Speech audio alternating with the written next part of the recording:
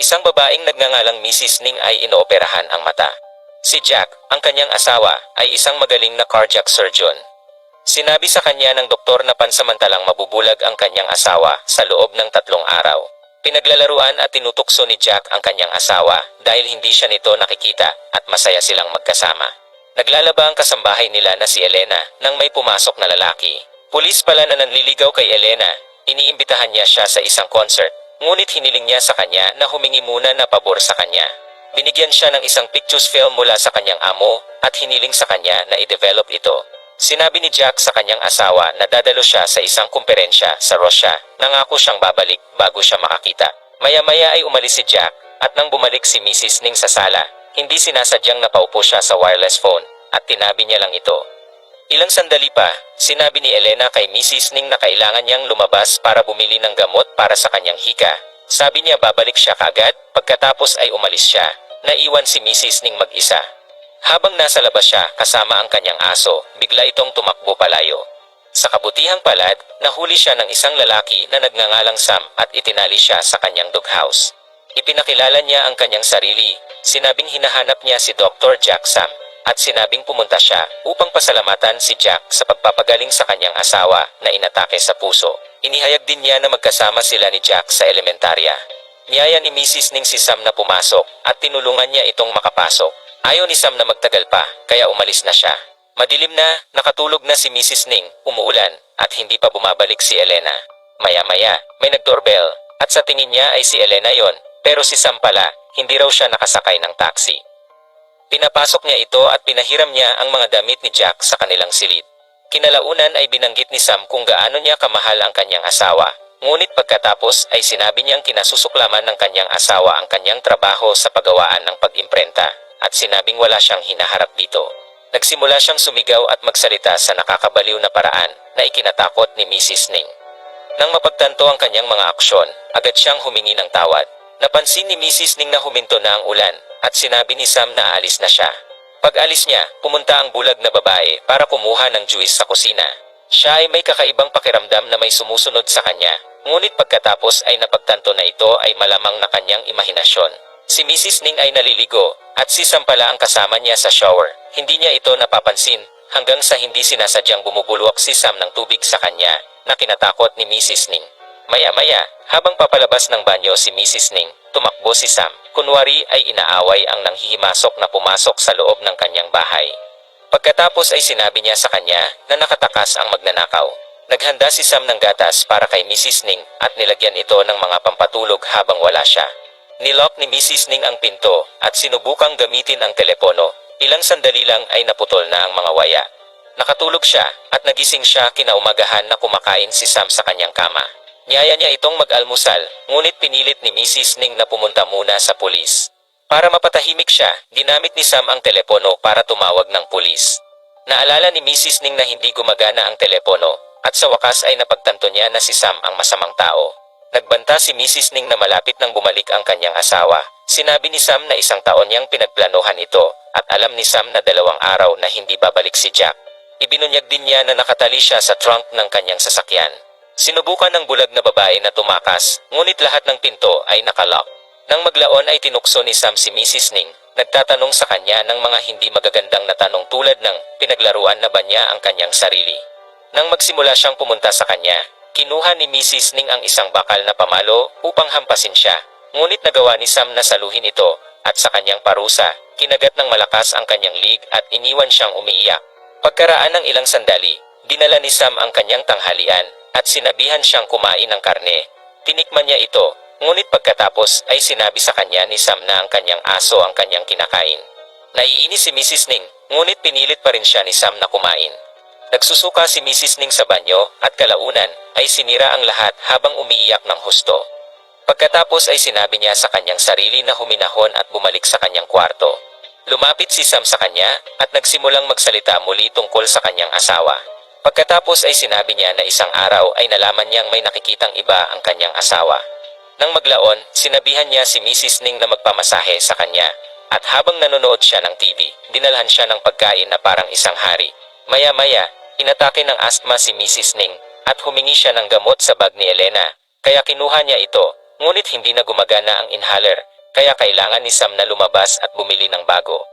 Bago umalis, ikinulong niya ito, ngunit hindi niya napansin na idinikit ni Mrs. Ning ang kanyang damit sa pinto. Pag-alis ni Sam, lumabas ng kwarto si Mrs. Ning na malusog dahil nagpapanggap lang siya ng kanyang hika. Hinahawakan niya ang kanyang mga susi, ngunit sinira lahat ni Sam. Naalala niya na iniwan niya ang kanyang telepono sa sopa, ngunit nang sinubukan niyang tawagan ang mga pulis na nakalagay dito, naka-off ito dahil patay na ang baterya. Pakiramdam niya ay wala na siyang pag-asa hanggang sa maalala niya ang charger sa itaas. Habang umaakyat siya sa hagdan, narinig ni Mrs. Ning ang sasakyan na paparating. Nagmamadali siyang bumalik at hindi sinasadyang nahulog sa hagdan sa gulat at pinasok niya ang baterya sa loob niya. Sa tamang oras, bago pa ito makita ni Sam at walang hinala, tinulungan siya ni Sam na makabalik sa kanyang silid upang magpahinga. Nang wala na siya, inilabas ni Mrs. Ning ang baterya at inilagay sa charger. Nang gabing iyon, hinarap siya ni Sam dahil nalaman niya sa medical card na para kay Elena ang gamot sa hika at hindi para sa kanya. Akmang sasalakay niya ito nang banggitin ni Mrs. Ning ang kanyang asawa. Noon, ibinunyag ni Sam na ang ibang lalaki sa buhay ng kanyang asawa ay ang sarili niyang doktor, si Jack, ang asawa ni Mrs. Ning. Sinabi ni Sam na iniwan niya ang kanilang pag-iibigan sa loob ng 2 taon dahil ang kanyang asawa ay nangangailangan ng doktor para sa kanyang sakit. Ngunit noong kalaunan ay namatay ito sa atake sa puso. Ito ang dahilan kaya nagalit si Sam. Gusto niyang makaganti sa doktor sa pamamagitan ng pakikipagrelasyon tulad ng kanyang asawa. Hindi naniniwala si Mrs. Ning, ngunit sinabi sa kanya ng baliw na lalaki na ang katotohanan ay mabubunyag sa pagbalik ng kanyang asawa. Si Sam ay lumabas upang manigarilyo at nagkataon, isang magnanakaw ang pumasok sa bahay.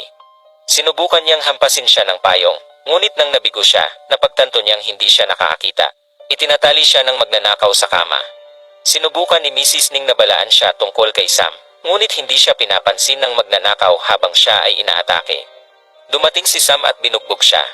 Naglagay siya ng saging sa kanyang bibig para pigilan siya sa pagsigaw, at pagkatapos ay pinutol niya ang matigas na pamalo ng magnanakaw hanggang sa siya ay mahimatay. Pagkatapos ay tumunog ang doorbell. Ito pala ang pulis na pumupunta para sunduin si Elena para sa concert. Nagpapanggap si Sam bilang Dr. Jack. Napansin ng pulis ang dugo sa daliri ni Sam, kaya ngumiti siya at pinapasok si Sam. Humingi siya ng inumin at habang wala si Sam, umakyat ang pulis upang suriin. Nahuli siya ni Sam at hinayaan niyang makita ng mga pulis ang kwarto na sinasabing natutulog ang kanyang asawa, bagamat ito ang walang malay na magnanakaw sa ilalim ng kumot. Nang umalis ang pulis, si Mrs. Ning, na nakatali, ay nakalabas sa kubeta. Sinusubukan niyang sumigaw, ngunit huli na dahil nakaalis na ang pulis. Kalaunan ay kumuha siya ng isang pamutol ng foil sa kusina at pinutol ang mga lubid, tumakbo siya palabas. Sa oras na ito ay dahan-dahang bumabalik ang kanyang paningin, ngunit maliit na liwanag lang ang nakikita niya sa daan. Nakarating siya sa malayo, at nang makakita siya ng 2 ilaw na nangangahulugang may paparating na sasakyan, tumakbo si Mrs. Ning papunta dito. Pumasok siya, at nang marinig ang boses ng babae, humingi ng tulong si Mrs. Ning habang hawak ang kanyang mga kamay. Ginagamit pala ni Sam ang katawan ni Elena at pinalitan ang boses nito na parang babae habang nagmamaneho. Naalala ng pulis ang mga picture films ng amo ni Elena na hiniling nitong i-develop, ngunit nang makita niya si Mr. Jack, alam niyang hindi siya ang lalaki sa bahay, kaya mabilis siyang bumalik. Pagdating doon ng pulis, nakarinig siya ng ingay, kaya tahimik siyang pumasok. Nakita niya si Mrs. Ning sa banyo na nag-aalis sa isip niya kay Sam sa likod niya. Bumunot si Sam ng kutsilyo at sinaksak ang pulis ng ilang beses hanggang sa mamatay ang pulis. Pagkatapos ay binaril ni Sam ang pulis hanggang sa mamatay. Dinala ni Sam si Mrs. Ning sa sala kung saan pilit niya itong ginalaw. Sa pagkakataong ito ay sinabayan na si Mrs. Ning para magambala si Sam at ihulog ang baril sa sopa. Sinubukan niyang agawin ito, ngunit hindi niya maabot ang baril. Biglang dumating si Jack, pinutol ang 2 Sam na nagpanggap na siya ang kalaguyo ni Mrs. Ning at nagalit si Jack. Sinipa niya si Sam ng maraming beses at pagkatapos ay pinagagalitan ang asawa dahil sa panloloko sa kanya. Pagkatapos ay binaril ni Sam ang mga binti ni Jack at itinutok ang baril sa kanya habang pinapaamin ng doktor ang kanyang relasyon sa asawa ni Sam. Nang aminin ni Jack ang relasyon, binugbog siya ni Sam. Bagamat malabo ang paningin niya, si Mrs. Ning ay nagsimulang makakita ng mas mahusay, kaya't pinalo niya si Sam ng fire poker. Ngunit hindi siya nito napigilan at patuloy niyang binugbog si Jack. Pinatay ni Mrs. Ning ang lahat ng ilaw at sinimulang kunin ang mga bagay na kailangan niya para sa kanyang plano. Sinunog niya ang mukha ni Sam ng lighter at spray at pagkatapos ay tumakbo siya palayo. Naglagay siya ng mga bote ng butane sa loob ng microwave at itinatakda ang timer pagdating ni Sam. Isinara ni Mrs. Ning ang pinto. Makalipas ang ilang segundo, sumabog ang microwave, natumba si Sam. Sa pag-aakalang ligtas na siya, lumabas si Mrs. Ning, ngunit pagkatapos ay hinawakan ni Sam ang kanyang mga binti at sinakal siya. Kinuha niya ang fire poker at sinaksak si Sam. Sa wakas ay bumuti na ang pakiramdam ni Mrs. Ning at pagkatapos ay narinig niyang tinatawag siya ng kanyang asawa at humihingi ng tawad. Galit na galit si Mrs. Ning at hindi siya mapapatawad. Nataranta siya dahil mukhang tulog na ang asawa niya kaya lumapit ito sa kanya. Biglang sumulpot si Sam. Sa pagkakataong ito, hindi na siya natatakot at lumalaban na siya. Ilang beses niyang sinaktan si Sam hanggang sa tuluyan na itong matapos.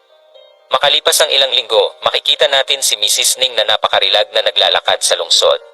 Nang sinubukan siya ng isang lalaki na paalisin siya sa taxi at kinukutya siya, hinampas siya ni Mrs. Ning sa singit at sinabihan siyang huwag makipag-away sa mga babae.